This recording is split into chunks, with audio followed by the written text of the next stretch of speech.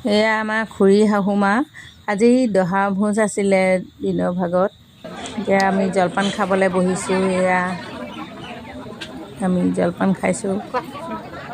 এয়া মোৰ জা হয়, বাইদেউৰ লগত জা জুলিকেইজনী খাইছোঁ। এতিয়া লাষ্টত এয়া ভকতৰ সেৱা কৰিবলৈ লৈছোঁ।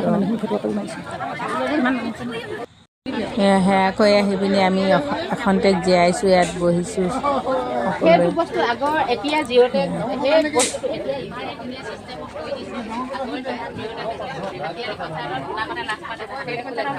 ভকতসকলে এতিয়া ভোজৰ পাতত বহিছে, ভোজ খাবলৈ লৈছে আৰু আৰম্ভ কৰিছে।